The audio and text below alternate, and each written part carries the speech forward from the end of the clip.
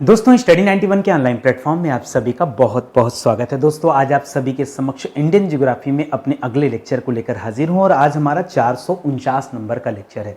यदि आज की क्लास अगर आप अटेंड करते हैं तो पूरे 13,470 सवाल आपके तैयार हो जाएंगे। और आज स्पेशली दोस्तों हमारा इंडियन ज्योग्राफी का 119 नंबर का लेक्चर है। ठीक है, आज हमारा 119 नंबर का लेक्चर है जहां हम चर्चा कर रहे हैं जनगणना के इतिहास के बारे में। ठीक है, देखिए इसके पहले जनगणना का एक पार्ट मैंने और आपको दिया था और आज उसके आगे की बातचीत किया जाएगा। बहुत सारे सवाल हैं जो आपसे जनगणना से संबंधित परीक्षा में पूछे जाते हैं, जैसे कि आ जाता है कि शीर्ष या न्यूनतम लिंगानुपात वाले राज्य कौन से हैं या फिर संघ शासित राज्य कौन सा है। 2001-2011 के दशक में इस 10 सालों का जो अंतर था, इसमें निरक्षर व्यक्तियों की सर्वाधिक संख्या या फिर निरक्षर व्यक्तियों की संख्या में सर्वाधिक कमी या वृद्धि या किन राज्यों में देखी गई। इस तरह के बेहतरीन सवाल आप एक बार जवाब दीजिए। जवाब आपको पता नहीं होगा, लेकिन आज की क्लास आप देखते हैं तो इसी तरह के सवालों का जवाब आपको पता चल पाएगा। ठीक है, चलिए स्टार्ट करते हैं। दोस्तों ध्यान देंगे, स्टडी 91 के प्लेटफॉर्म से हमने बहुत सारे ऑनलाइन कोर्स तैयार किए हैं आपके लिए, और जिसमें सुपर सेलिंग जो हमारा कोर्स है दोस्तों हिस्ट्री का कोर्स है। हिस्ट्री में एक हमने कंप्लीट हिस्ट्री का बैच बनाया है जिसमें एंशिएंट, मिडावल, मॉडर्न। ठीक है, ये जो आप क्लास देख रहे हैं ना, ये जान लीजिए कि पेड कोर्स का केवल 10% मात्र है। एक बार आप पेड कोर्स का ट्रायल आप अटेंड करके देखिए, आपको लगेगा कि क्या जबरदस्त क्लास चलती है हमारे कोर्सेज में। ठीक है, और हमारे पास एक टेस्ट सीरीज है जो कि भारत का सबसे सस्ता टेस्ट सीरीज है। 49 रुपए में पूरे 1 साल के लिए टेस्ट सीरीज आपको मिल रहा है।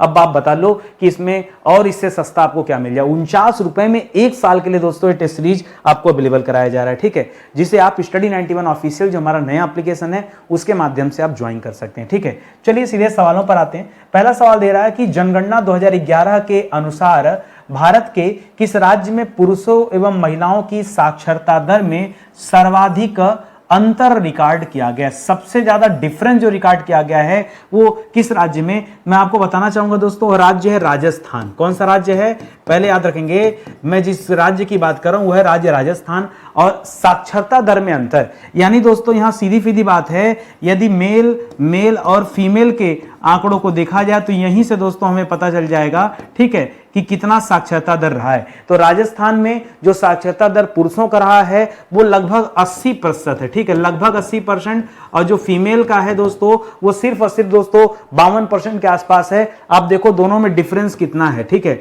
52 में 8 जोड़ेंगे 60 हो जाएगा और 60 में 20 जोड़ेंगे 80 हो जाएगा। लगभग 28% का अंतर है दोस्तों, जो कि सबसे ज्यादा डिफरेंस है। इतना बड़ा डिफरेंस और कहीं भी नहीं है। ठीक है, राजस्थान में डिफरेंस सबसे ज्यादा है। सवाल को समझिए। अब बहुत रेयर आपके एग्जाम में है कि डायरेक्ट इस तरह का सवाल पूछे। अब जो है टेक्निकल सवाल पूछ रहा है। ठीक है, थोड़ा सवालों को आप ध्यान देंगे तब आप इसका जवाब दे पाएंगे। ठीक है, चलिए अपने अगले सवाल पर आते हैं।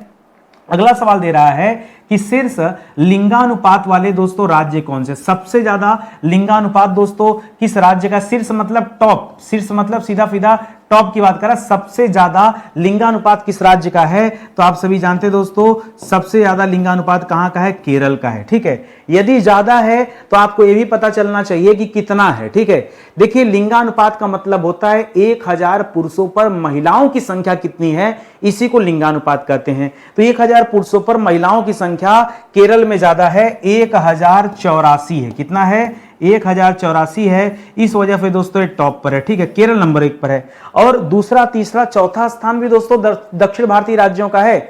दूसरे स्थान पर नाम आता है तमिलनाडु का और तीसरे पर आंध्रा का नाम आता है। दूसरे पर तमिलनाडु का नाम आता है और तीसरे पर दोस्तों किसका नाम आता है, आंध्र प्रदेश का नाम आता है।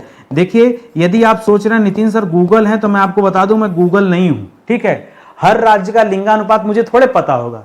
पता क्या होगा, सबसे ज्यादा किसका है, सबसे कम हरियाणा का है 879, भारत का कितना है और उत्तर प्रदेश का कितना है। यह भी आपके लिए इंपॉर्टेंट सवाल बन सकता है। मान लीजिए परीक्षा में आ गया कि बताइए भारत का लिंगानुपात कितना है, डायरेक्टली आपसे पूछ दिया भारत का लिंगानुपात, तो बताएंगे दोस्तों भारत का लिंगानुपात जो है वो 943 है ऑन एन एवरेज। ठीक है, और इसी तरह से पूछ दिया उत्तर प्रदेश की बात कर लिया, तो यहां का आपको याद रखना होगा उत्तर प्रदेश का लिंगानुपात ओनली दोस्तों 912 है। कितना है दोस्तों, 912 है। लगे हाथ दोस्तों, ये 2 फैक्ट भी आपको याद रखना चाहिए। ठीक है, 912 उत्तर प्रदेश का है, 943 जो है दोस्तों भारत का है, और केरल का सबसे ज्यादा है 1084।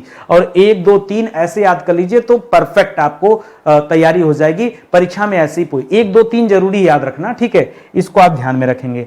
अगला सवाल देखिए, इसी तरह सवाल दे रहा न्यूनतम यानी जो मिनिमम लिंगानुपात वाले राज्य हैं दोस्तों वो कौन सा है। तो देखिए यहां पर हरियाणा, अभी थोड़ी देर पहले ही मैंने आपको बताया था कि हरियाणा का लिंगानुपात है 879, ठीक है, 879, ठीक है, 879 ये हरियाणा का है। इसके बाद नंबर 2 पर आता है दोस्तों जम्मू कश्मीर। जी हां दोस्तों, जम्मू कश्मीर, यहां का भी लिंगानुपात कम है। तीसरे नंबर पे जनसंख्या की दृष्टि से सबसे छोटा राज्य जो है वो है दोस्तों सिक्किम, ठीक है, तो सिक्किम को याद रखेंगे, ये तीसरे नंबर पर। लिंगानुपात में कौन कौन है, पहले नंबर पे हरियाणा है, दूसरे नंबर पे जम्मू कश्मीर है, और तीसरे नंबर पे सिक्किम है। भारत का 943 है, उत्तर प्रदेश का 912 है। इतनी बातें दोस्तों लिंगानुपात में आपको पता होना चाहिए, ठीक है। और सवाल इसी के इर्द गिर्द आता है। अब आजकल दोस्तों सवाल पहला ना पूछ करके दूसरा तीसरा पूछने लगा है, इस वजह से मैं कम से कम 3 तक आपको डेटा दे रहा हूं, ये आप जो है याद रखें, तो इतना आपके लिए जो है सफिशिएंट है, पर्याप्त है, ठीक है। देखिए पढ़ने का यह मतलब नहीं कि हम कितना पढ़ लें, भाई याद भी तो होना चाहिए, ये भी तो मायने रखता है। आगे देखिए, करा शीर्ष लिंगानुपात वाले संघ शासित क्षेत्र। संघ शासित क्षेत्र मतलब सीधा सीधा यूनियन टेरिटरी की बात कर रहा है। अभी तक तो राज्यों की बात किया, तो चलिए राज्य वाला एक बार दोहरा लेते हैं, ठीक है। सबसे ज्यादा लिंगानुपात कहां पढ़ा था हम लोगों ने, नंबर 1 पर केरल देखा था, नंबर 2 पर क्या देखा था दोस्तों, नंबर 2 पर तमिलनाडु देखा था, नंबर 3 पर दोस्तों क्या देखा था, आंध्र प्रदेश देखा था, ये देखा था ना, ठीक है, आंध्र प्रदेश देखा था। ये तो दोस्तों किसका हो गया, ये हो गया शीर्ष लिंगानुपात वाले, क्या राज्य हो गए। और यहां शीर्ष लिंगानुपात वाले यूनियन टेरिटरी की बात कर रहा है दोस्तों, तो यूनियन टेरिटरी में सबसे ज्यादा लिंगानुपात है पुदुचेरी का। किसका है दोस्तों, पुदुचेरी का। कितना है, 1027 है। कितना है, 1084 वहां केरल का था, 1084 के साथ केरल एकदम टॉप पे था, और यहां 1027 के साथ पुदुचेरी जो है 27 है कि 37 है, 37 है शायद, ठीक है। एक बार आप चेक कर लीजिएगा, मैं क्वेश्चन मार्क स्टार लगा दे रहा हूं, ठीक है। एक बार आप चेक कर लीजिएगा 27 है कि 37, 37 है, ठीक है। इसको याद रखेंगे। नंबर 1 पर पुदुचेरी है, नंबर 2 पर, अरे दिल्ली विल्ली नहीं है, कहां दिमाग जा रहा है भैया आपका, नंबर 2 पर लक्षद्वीप है। सर 3 नंबर पे तो पक्का दिल्ली होगी, नहीं वहां भी नहीं है। यहां पर दोस्तों दमन दीव का नाम आता है, किसका, दमन दीव। अब दोस्तों दादरा नगर हवेली दमन दीव को एक साथ कर दिया गया है, नहीं नहीं नहीं, ये अधिक वाला है ना, यहां कम है। यहां अंडमान का नाम याद रखिए, ठीक है, यहां अंडमान निकोबार का नाम याद रखिए, ठीक है। थोड़ा देखिए कंफ्यूजन होता है, अंडमान निकोबार, निकोबार द्वीप समूह, ठीक है। दिमाग चला गया था न्यूनतम पे, ठीक है, लास्ट वाला क्वेश्चन न्यूनतम का था ना, तो दिमाग न्यूनतम पे आ गया था। यहां अधिकतम पूछा है। सबसे ज्यादा लिंगानुपात वाले केंद्र शासित प्रदेश में राज्य की बात करेगा तो केरल, तमिलनाडु, आंध्रा बताएगा, और यूनियन टेरिटरी की बात करेगा तो पुदुचेरी, लक्षद्वीप और अंडमान निकोबार, दादरा नगर हवेली नहीं, अंडमान निकोबार आएगा, ये तीसरे नंबर पर आएगा, जिसमें टॉप पर पुदुचेरी है, तो उसका 1037 लिंगानुपात है, ये आप याद रखेंगे, ठीक है। एक थोड़ा अटपटा सवाल सुनिएगा ध्यान से, कर है 0 से 6 आयु वर्ष के बच्चों का लिंगानुपात यदि देखा जाए, बच्चों का सीधे सीधे अनुमान लगा, यहां बच्चों के लिंगानुपात की बात कर रहा है। इसमें कौन सा राज्य दोस्तों क्या है, शीर्ष है, टॉप पर है, उसकी बात करना है। विश्वास कीजिए आपको भरोसा नहीं होगा, यह अपने आप में बहुत अच्छा सवाल है। अरुणाचल प्रदेश, अरुणाचल प्रदेश वही राज्य है दोस्तों जहां जनसंख्या घनत्व सबसे कम पाया जाता है, ठीक है।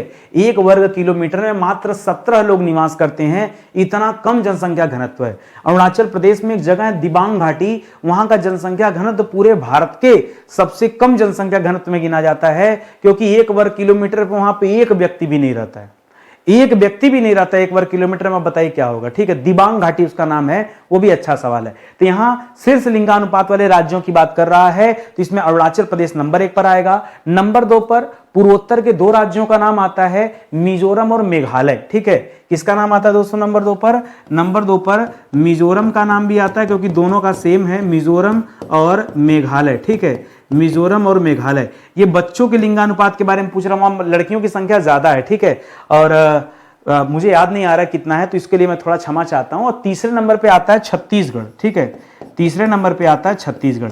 एक बात और बता दूं आपको, ये जो राज्यों में आप पढ़ रहे थे ना, केरल, तमिलनाडु, आंध्र प्रदेश, फिर यहीं पर आप अगर आ जाएंगे चौथे नंबर पे, तो यहाँ चौथे नंबर पे दोस्तों छत्तीसगढ़ आ जाता है, ठीक है। याद रखेंगे लिंगानुपात में छत्तीसगढ़ जो है राज्यों के मामले में चौथे स्थान पे आता है, और यहाँ तीसरे स्थान पे आता है अगर बच्चों के मामले में देखा जाए तो 0 से 6 वर्ष वाला हम काउंट कर रहे हैं तो, ठीक है।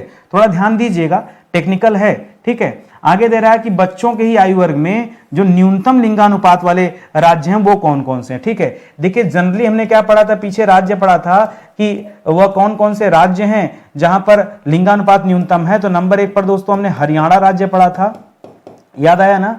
नंबर 2 पर दोस्तों महत्वपूर्ण था जो मैंने आपको बताया, जम्मू कश्मीर बताया, ठीक है। तो याद रखेंगे हरियाणा और जम्मू कश्मीर। और नंबर 3 पर दोस्तों आपको क्या बताया गया था, भूल गए इतना जल्दी, अरे इसे इतना जल्दी मत भूला करिए। हरियाणा था, फिर जम्मू कश्मीर था, फिर जनसंख्या जहां सबसे कम थी वो था सिक्किम वाला राज्य। याद आया, याद आया सर, याद आया। तो इतना जल्दी ना भूला कीजिए, ठीक है। और हरियाणा का था कितना, 879 था। अभी पूछ रहा है न्यूनतम लिंगानुपात, लेकिन बच्चों के मामले में दोस्तों हमसे पूछ रहा है, तो पुनः हरियाणा का ही नाम यहां पर आता है।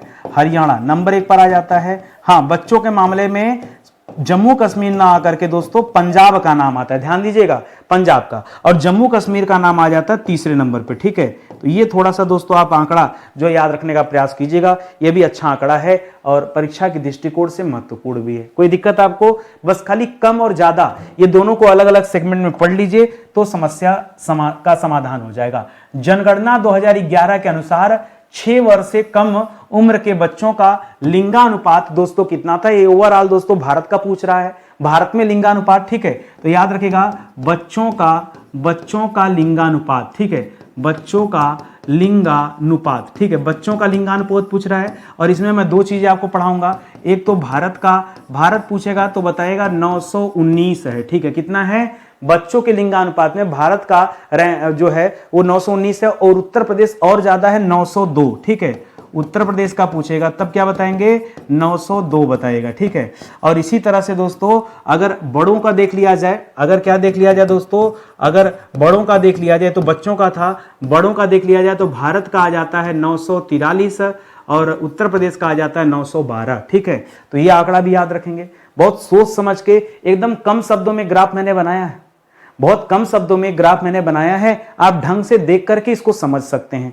अगला सवाल देखिए, अगला सवाल दे रहा है कि 2001-11 के दशक में निरक्षर व्यक्तियों की सर्वाधिक कमी, ध्यान दीजिएगा, निरक्षर व्यक्तियों की, साक्षर व्यक्तियों की नहीं, निरक्षर व्यक्तियों की सर्वाधिक कमी यह किस राज्य में दोस्तों दर्ज किया गया है, तो सबसे ज्यादा कमी दर्ज किया गया उत्तर प्रदेश में। कमी की बात कर रहा है, ध्यान दीजिएगा, सबसे ज्यादा कमी कहां दर्ज किया गया, उत्तर प्रदेश में, ठीक है। निरक्षर व्यक्तियों की संख्या में सबसे ज्यादा जो कमी दर्ज हुई वो उत्तर प्रदेश में दर्ज हुई। इसी का उल्टा एक सवाल दे देता है कि 2001-11 के दशक में निरक्षर व्यक्तियों की संख्या में सबसे ज्यादा वृद्धि कहां देखा गया। निरक्षर व्यक्ति दोस्तों यहां बढ़ गए, तो बढ़ने वाला पूछेगा तो बताएगा राजस्थान में। कहां पर दोस्तों, राजस्थान में। जी हां दोस्तों, राजस्थान में निरक्षर व्यक्तियों की संख्या में वृद्धि देखने को मिली है अगर दशक से तुलना करेंगे तो, और उत्तर प्रदेश में दोस्तों क्या मिली है, कमी देखने को मिली है। ये दोनों बातें अलग अलग ढंग से आप याद रखेंगे, ये अपने आप में बहुत बेहतरीन सवाल है, ठीक है। आगे बढ़िए, करा शीर्ष जनसंख्या वृद्धि दर वाले, ठीक है, शीर्ष यानी टॉप, ठीक है, टॉप लेवल पे दोस्तों जनसंख्या वृद्धि दर वाले राज्य या संघ शासित, यहां दोनों अलग अलग बाइफरकेट नहीं किया, करा चाहे राज्य चाहे यूनियन टेरिटरी, जो लाइन से आए आप बता दीजिए सबसे ज्यादा जनसंख्या वृद्धि दर कहां दर्ज किया गया। तो सबसे ज्यादा जनसंख्या वृद्धि दर दर्ज किया गया दोस्तों दादरा नगर हवेली में। कहां, दादरा नगर हवेली। दादाजी ने सबसे ज्यादा जनसंख्या बढ़ा दिया दोस्तों, कितना, 55%, 55 मतलब 55.88%। ये दोस्तों दर था, आप कल्पना करो, सोचो कितने दर से दादा ने बढ़ा दिया। तो ये फार्मूला भी इसी तरह से याद रखें कि दादा ने क्या बढ़ा दिया, दादा ने जनसंख्या बढ़ा दिया, ठीक है। नंबर 2 पर दोस्तों आप लिखिएगा दमन दीव, ठीक है। अब दोस्तों दादरा नगर हवेली और दमन दीव को एक साथ कर दिया गया, तो अगली बार जब कोई जनगणना रिपोर्ट आएगा तो दोनों का एक साथ ही आएगा, लेकिन 11 वाले में अलग अलग था, ठीक है। इसी तरह से तीसरे नंबर पे नाम आता है पुदुचेरी का। किसका नाम आता है, पुदुचेरी का नाम आता है। ये भी आप याद रखेंगे। ये मैं आपको बता रहा हूं शीर्ष जनसंख्या दर वाले कौन कौन से राज्य या यूनियन टेरिटरी हैं वृद्धि दर वाले, ये केवल उस पर हमने चर्चा किया, ठीक है। तो इनको आप जरूर याद रखेंगे, ठीक है। अच्छा, आपके दिमाग में भी आ रहा होगा ना कि सर यहां कोई राज्य नहीं आया, राज्य में उतने परसेंट का कोई आंकड़ा ही नहीं था, जितना यूनियन टेरिटरी का था उतना आंकड़ा ही नहीं था। इस वजह से दोस्तों राज्य जो हैं ये बाद में आएंगे। देखिए अगला सवाल दे भी रहा है कि न्यूनतम जनसंख्या वृद्धि दर यानी कम से कम जनसंख्या वृद्धि दर वाले राज्य या यूनियन टेरिटरी कौन कौन से जहां पे सबसे कम जनसंख्या वृद्धि दर्ज किया गया है। अब दोस्तों आप बताएंगे। दोस्तों नंबर 1 पर दर्ज किया गया नागालैंड में, ठीक है। नागालैंड में दोस्तों जनसंख्या वृद्धि दर नकारात्मक था। क्या था दोस्तों? यहां नकारात्मक दर्ज किया गया, अपने आप में दोस्तों बहुत खास है। दूसरे नंबर पे दोस्तों जो राज्य रहा वो केरल राज्य रहा। जी हाँ, अच्छा, नकारात्मक में भी कभी कभी आंकड़ा पूछ लेता है तो बताएगा 0.58, ठीक है, -0.58%। ये दोस्तों एक आंकड़ा है, ये नकारात्मक में दर्ज हुआ और एकमात्र राज्य जहां नकारात्मक में वृद्धि दर रिकॉर्ड किया गया, यानी बढ़ी ही नहीं जनसंख्या बल्कि घट गई। और तीसरे नंबर पे दोस्तों लक्षद्वीप याद रखेगा। इसका तात्पर्य क्या है? यानी यहां की जनसंख्या 10 सालों में बढ़ी नहीं बल्कि घट गई, ठीक है। जितना था कुछ वृद्धि नहीं हुआ बल्कि थोड़ा कम ही हो गया, बढ़ा नहीं। नकारात्मक वृद्धि दर दर्शाने वाला एक ही राज्य है, वह राज्य कौन सा? नागालैंड। और कितना? तो याद रखेगा 0.5। ये मैं गलत लिख दिया भाई, ठीक है, ये मैं गलत लिख दिया, 5 दशमलव कर दिया, बोला जबकि सही हूं, 0.58%। ये है दोस्तों, ठीक है, 0.5 नहीं। आगे बढ़िए अगले सवाल पर। करा अधिकतम, ठीक है, अधिकतम प्रतिशत की दशकीय वृद्धि, ठीक है। दशकीय वृद्धि यानी 10 सालों पे जो वृद्धि हुआ वो सबसे ज्यादा परसेंटेज दोस्तों किस दशक में हुआ है? अगर देखिए हर 10 साल पे जनगणना होती है तो आपसे पूछ रहा है वह कौन सा 10 साल वाली जनगणना थी जहां सबसे ज्यादा हायर रेट में वृद्धि देखने को मिली है। तो 1961 से 71 के मध्य, ठीक है। कब से कब तक दोस्तों? 1961 से 71 के मध्य। ये क्या है दोस्तों? इसे कहा जाता है एक तरह से जनसंख्या विस्फोट हो गया। क्या हो गया? जनसंख्या विस्फोट हो गया। बहुत तेजी से जनसंख्या बढ़ा था। इसके पहले जनसंख्या विस्फोट कब हुआ था? महान विभाजक वर्ष के रूप में 1921 को जानते हैं, क्योंकि उसके बाद भी जनसंख्या बहुत तेजी से बढ़ी थी और दोबारा दोस्तों यहां से फिर तेजी से बढ़ी हुई है। तो इसको भी आप याद रखेंगे। कर 2013 के सैंपल रजिस्ट्रेशन सर्वे के अनुसार किस राज्य में कुल प्रजनन दर, इसको टीएफआर कर दीजिएगा, टोटल फर्टिलिटी रेट बोलते हैं। क्या बोलते हैं? इसको बोलते हैं टोटल फर्टिलिटी रेट के नाम से जानते हैं, ठीक है, जो कि दोस्तों ऑन एन एवरेज 3 है, ठीक है, 3। तो भारत में दोस्तों सबसे अधिक फर्टिलिटी रेट दोस्तों किस राज्य का है? तो याद रखेंगे भारत में सबसे ज्यादा जो टीएफआर रिकॉर्ड किया गया वो दोस्तों बिहार का रिकॉर्ड किया गया। तभी तो बिहार की जनसंख्या धुआंधार बढ़ रही है और वहां पर दोस्तों 3 है, ठीक है। ये बिहार का ही फर्टिलिटी रेट दोस्तों 3 है। और सबसे कम दोस्तों कहां का रिकॉर्ड किया गया? तो दिल्ली का रिकॉर्ड किया गया जो सबसे कम है, और पश्चिम बंगाल का, ठीक है, 1.4, ठीक है, लिख लीजिए कहीं पे। न्यूनतम टीएफआर कहां रिकॉर्ड किया गया? न्यूनतम टीएफआर दोस्तों किसका रिकॉर्ड किया गया? तो 1.4 रिकॉर्ड किया गया पश्चिम बंगाल का और दिल्ली का, ठीक है। पश्चिम बंगाल और दिल्ली का जो टीएफआर है वो सबसे कम रिकॉर्ड किया गया और बिहार का जो टीएफआर है वो सबसे ज्यादा रिकॉर्ड किया गया है। टीएफआर मतलब टोटल फर्टिलिटी रेट, ये ज्यादा होगा तो जनसंख्या वृद्धि भी ज्यादा होगी, ठीक है। करा जनगणना 2011 के अनुसार किस राज्य में शिशु मृत्यु दर, ध्यान दीजिएगा, शिशु मृत्यु दर जो दोस्तों वो सबसे कम है, न्यूनतम, कम से कम बच्चे दोस्तों वहां जो है मरे हुए हैं, ठीक है। तो ये कितना दोस्तों? तो 1000 पे 12 बच्चों की मृत्यु हुई। और ये मैं केरल का आंकड़ा दे रहा हूं, ठीक है। केरल में दोस्तों क्या आंकड़ा रहा? 1000 बच्चों में, ठीक है, 12, ठीक है, 12 की मृत्यु हुई दोस्तों। इसीलिए हम शिशु मृत्यु दर, देखिए जन्म दर की बात करता तो 1000 बच्चों में कितने बच्चे पैदा हुए ये देखा जाता, उसका 1000 से तुलना किया जाता। लेकिन मृत्यु दर मतलब मरने वाले की तुलना किया जाए तो 1000 बच्चों में 12 बच्चों को हम बचा नहीं पाए। वो केरल राज्य की मेडिकल सुविधाएं इतनी अच्छी इस वजह से, और राज्यों में बड़ी बेकार स्थितियां, मतलब ये हाईएस्ट है, केरल सबसे बढ़िया सर्विस दे रहा है इस वजह से इतना है, ठीक है। अन्य राज्यों से तुलना करेंगे तो वहां स्थिति और खराब होगी। सर्वाधिक ग्रामीण जनसंख्या वाले राज्य कौन से हैं? देखिए ग्रामीण जनसंख्या मतलब ऐसा राज्य होगा जहां पे गांव में रहने वाले लोग ज्यादा होंगे, तो ग्रामीण जनसंख्या कहां की है, बच्चे को नहीं पता होगा तो पहले पे बिहार कर देगा, जबकि गलत है। पहला स्थान है उत्तर प्रदेश का।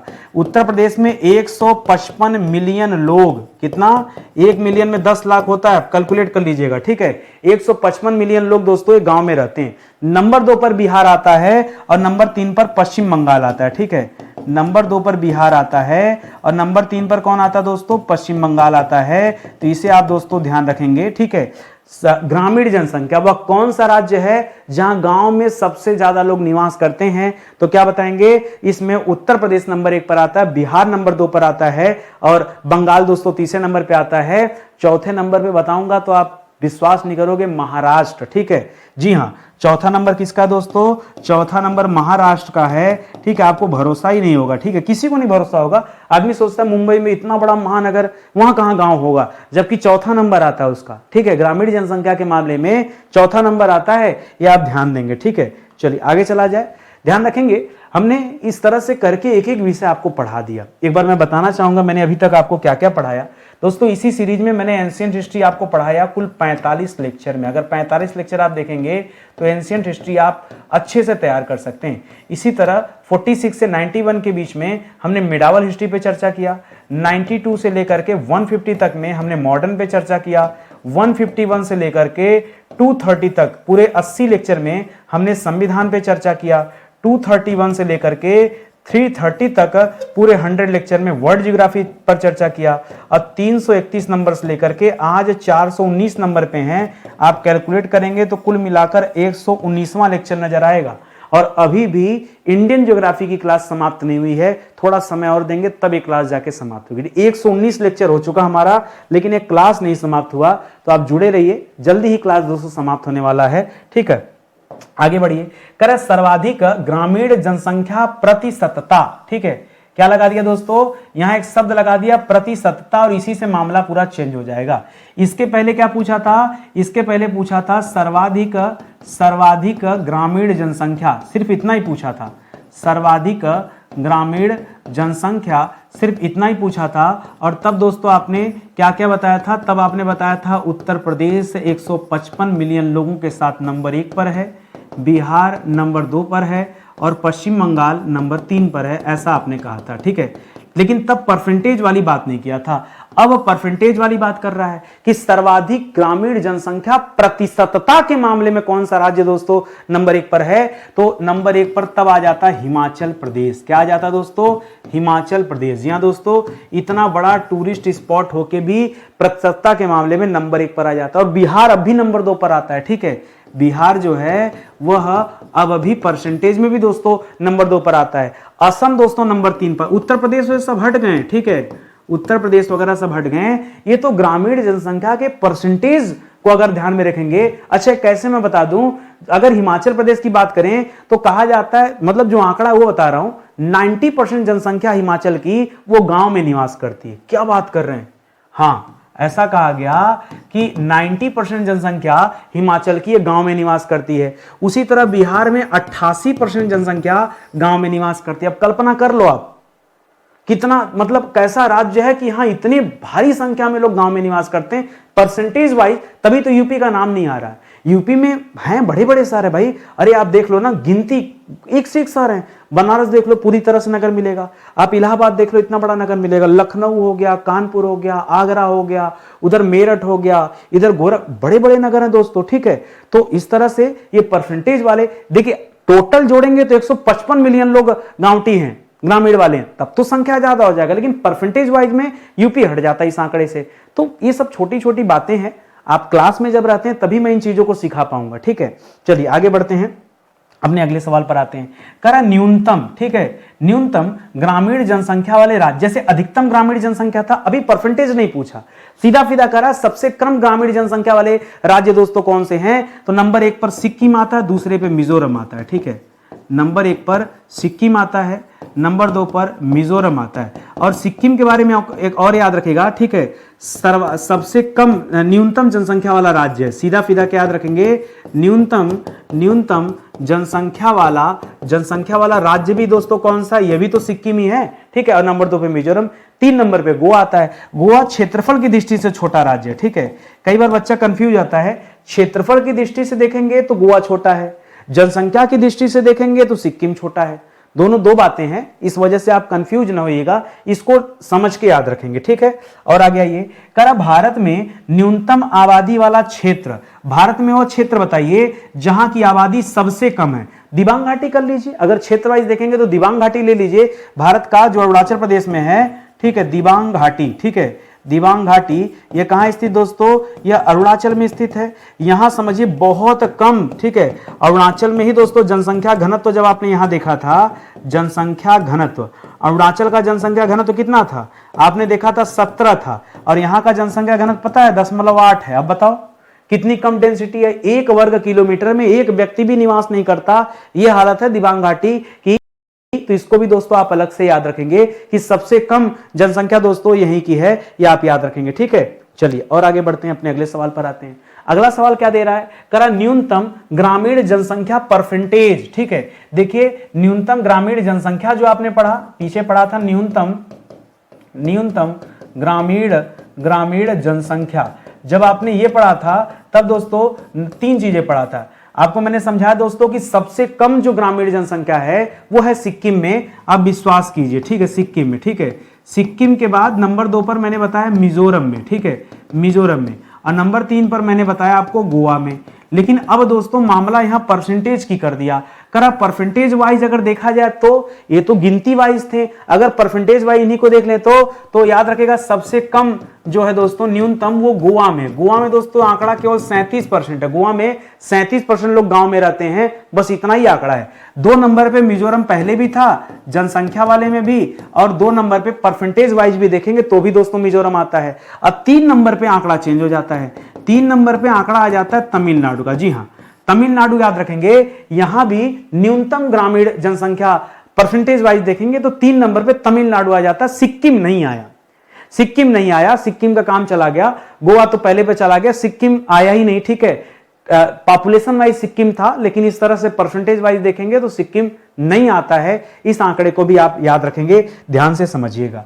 अगला सवाल है, 2011 की जनगणना के अनुसार उत्तर प्रदेश में मिलियन प्लस नगरीय संकुलन नहीं संकुल वाले क्षेत्र दोस्तों कौन कौन से, ठीक है, संकुलन नहीं होता संकुल, याद रखेंगे 7 जगह है। यूपी में और केरल में, ये दोनों ऐसे राज्य हैं दोस्तों जहां 7 ऐसे नगर हैं जो मिलियन प्लस वाले श्रेणी में आते हैं, यानी 10 लाख से ज्यादा की आबादी वाले नगर, ठीक है। मिलियन प्लस का मतलब क्या होता है दोस्तों, समझिएगा, मिलियन प्लस का मतलब क्या होता है, 10 लाख से अधिक आबादी वाला जिला, ठीक है, अधिक आबादी वाला जिला, इसे हम क्या कहते हैं दोस्तों, मिलियन प्लस का नाम देते हैं। और इसमें कौन कौन आता है, नोट कीजिए। 1 नंबर पे लिखिएगा लखनऊ, जो कि उत्तर प्रदेश की राजधानी है। 2 नंबर पे लिखिएगा कानपुर, लखनऊ के बगल में कानपुर। 3 नंबर पे दिल्ली से सटा हुआ लिख लीजिएगा गाजियाबाद। 4 नंबर पे दोस्तों प्रयागराज को लिख लीजिए, जो कि जनसंख्या की दृष्टि से उत्तर प्रदेश का सबसे बड़ा जिला है। 60 लाख प्लस जनसंख्या दोस्तों प्रयागराज में रहती है, ये आप जान लीजिए, ठीक है। प्रयागराज के बगल में आप वाराणसी लिख लीजिए एक तरफ, और एक तरफ दोस्तों आगरा लिख लीजिए, वाराणसी और आगरा, ठीक है, आगरा। और एक अंतिम में लिख लीजिए मेरठ, ठीक है, मेरठ, ठीक है। ये इतने ऐसे नगर हैं दोस्तों, मेरठ, ठीक है। कुल 7 हैं। पूरे भारत में सर्वाधिक वाले देखेंगे कि मिलियन प्लस वाले जो जिले हैं पूरे भारत में, तो याद रखेगा उसमें 2 ही राज्य आते हैं। केरल में ऐसे 7 राज्य हैं और 7 राज्य यूपी में है, ठीक है।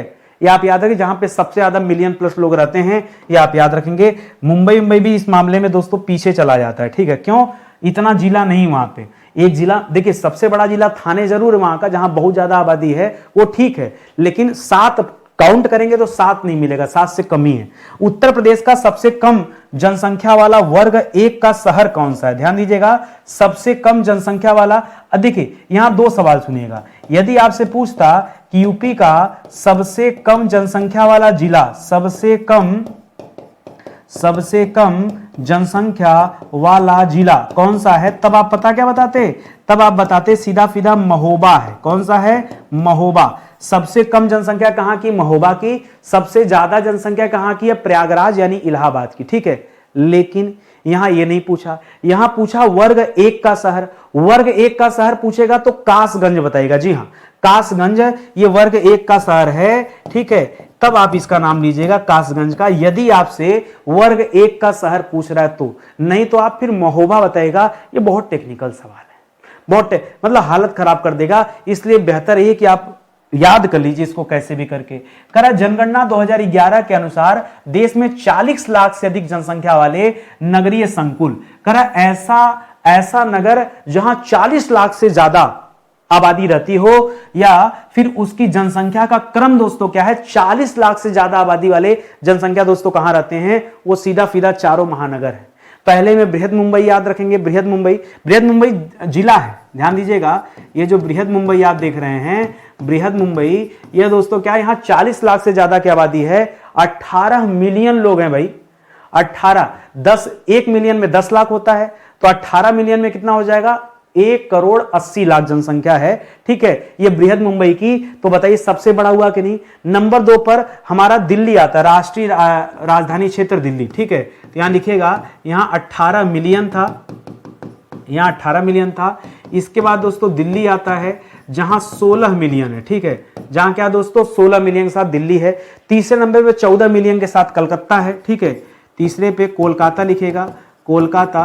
ठीक है, बस 2 घटाना है थोड़ा थोड़ा लाइन से, 14, 16, 18 नहीं याद कर पाएंगे। इसके बाद चेन्नई में सबसे कम है, सिर्फ 8.7 मिलियन। ठीक है, लिख ही लीजिए, चेन्नई जो है दोस्तों वह 8.7 मिलियन है। ठीक है, यानी 87 लाख जनसंख्या यहाँ की 2011 के आंकड़ों के अनुसार। ये 40 लाख से अधिक आबादी वाले जो जगह है, ठीक है, जिले हैं, ठीक है, वो यहाँ पे पढ़ते हैं दोस्तों। इसको आप याद रखेंगे, ये अलग से जिले के रूप में भी जाने जाते हैं। करा जनगणना 2011 के अनुसार 10 लाख से अधिक जनसंख्या वाले, मिलियन प्लस हो जाएगा, 53 कुल मिला के पूरे भारत में ऐसे 53 नगर हैं। उनमें से सबसे ज्यादा नगर किस राज्य में है, तो याद रखेगा उत्तर प्रदेश में ऐसे 7 नगर हैं। 53 में से 7 कहां हैं, उत्तर प्रदेश में है। और दूसरा याद रखेंगे दोस्तों, 7 नगर ही दोस्तों केरल में है। 7 नगर ही कहां पर हैं, केरल में है। तो 7 7 14, पूरे भारत में ऐसे 53 नगर हैं जहां की जनसंख्या 10 लाख से ज्यादा है। ऐसा एक शहर 10-10 लाख से ज्यादा की आबादी वाले हैं, तो इसको आप याद रखेंगे। अगला सवाल करा शीर्ष शहरी जनसंख्या प्रतिशत। ठीक है, सबसे ज्यादा शहरी जनसंख्या परसेंटेज वाले संघीय क्षेत्र कौन सा यूनियन टेरिटरी जहां सबसे ज्यादा शहर में रहने वाले लोग हैं, तो नंबर 1 पर दिल्ली आ जाता है। ठीक है भैया, दिल्ली भारत की राजधानी भी है और ऊपर से पूछ भी रहा है कि शहर में रहने वाले परसेंटेज वाइज, तो दिल्ली तो नंबर 1 पर आ जाएगा। नंबर 2 पर बगल में चंडीगढ़ आ जाएगा, नंबर 2 पर चंडीगढ़ आ जाएगा। और नंबर 3 पर दोस्तों लक्षद्वीप आ जाता है। क्या आ जाता है, लक्षद्वीप आ जाता है। ठीक है, तो ये 3 याद रखेंगे जहां सिर्फ शहरी जनसंख्या परसेंटेज, ध्यान दीजिएगा, पूछेगा तब ये जवाब आपको देना है, अन्यथा नहीं। आगे देखिए, करा शीर्ष शहरी जनसंख्या प्रतिशत वाले राज्य कौन से हैं। फिर से पूछा शीर्ष शहरी जनसंख्या।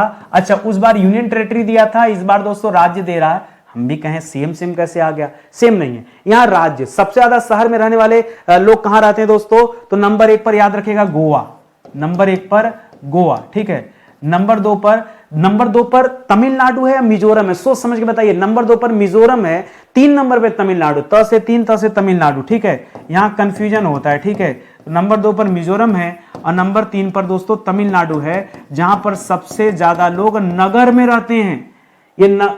ऐसे गोवा ऐसा शहर ही है कि हर जगह सिटी ही सिटी नजर आएगी, गांव बहुत कम नजर आएंगे। ठीक है, तो न्यूनतम ग्रामीण या फिर अधिकतम नगरीय, एक ही बात बन रहा है। ठीक है, इसको ध्यान से समझिएगा।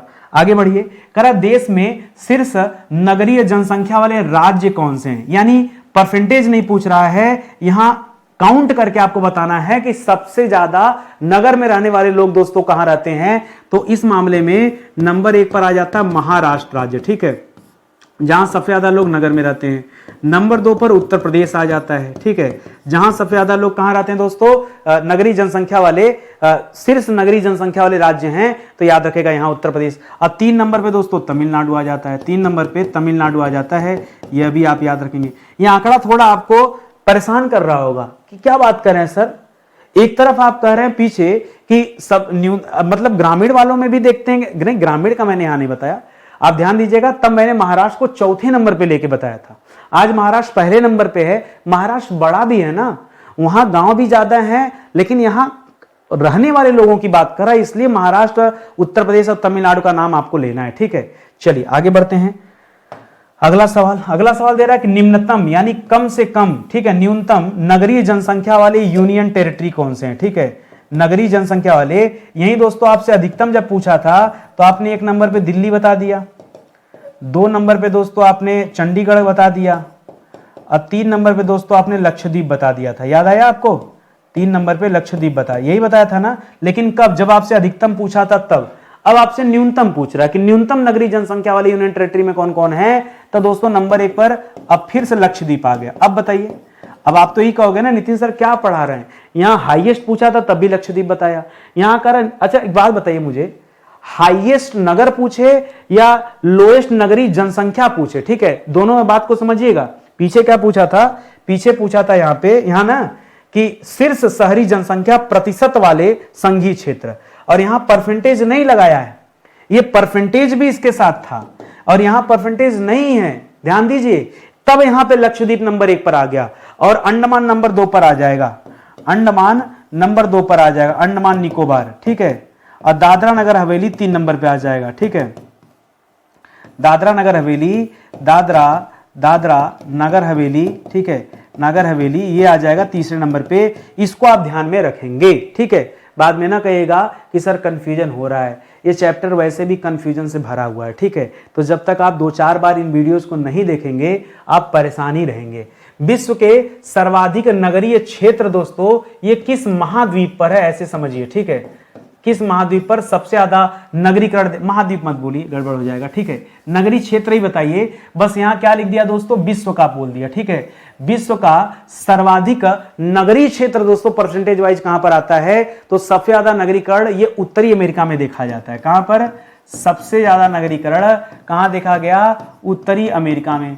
आपके मन में परसेंटेज का कीड़ा भी रेंग रहा होगा, सर परसेंटेज वाइज कितना, तो लगभग 82% दोस्तों नगर कहां पर? उत्तरी अमेरिका में है।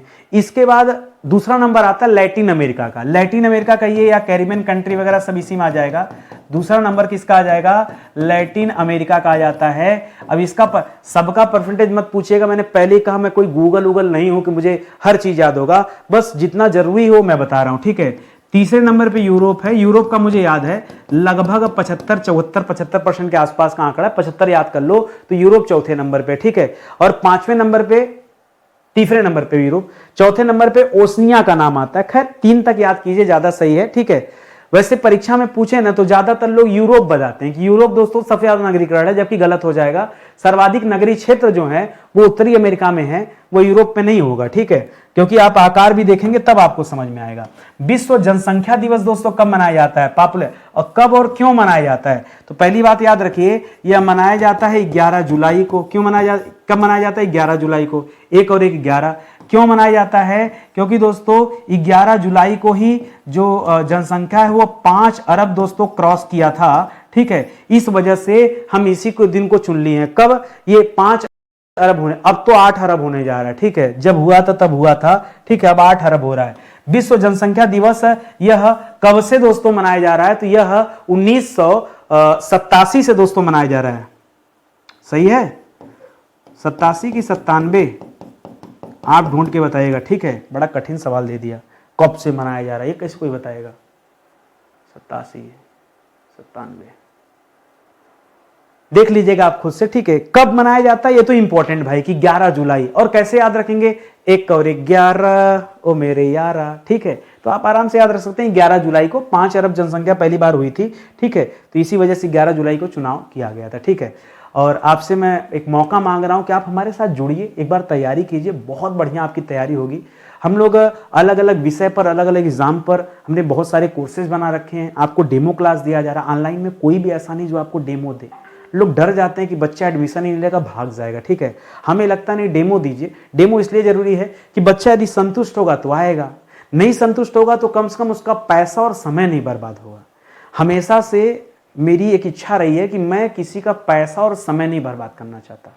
मैं उतने ही विषय पर, कोर्स पर काम करता हूं जहां मुझे लगता है कि मैं बच्चों को हाथ पकड़कर सफलता के दरवाजे तक पहुंचा सकता हूं। केवल उतने ही कोर्स पर काम करता हूं, अनायास के बहुत सारे कोर्स नहीं बनाता हूं, हमेशा से मेरी आदत रही है।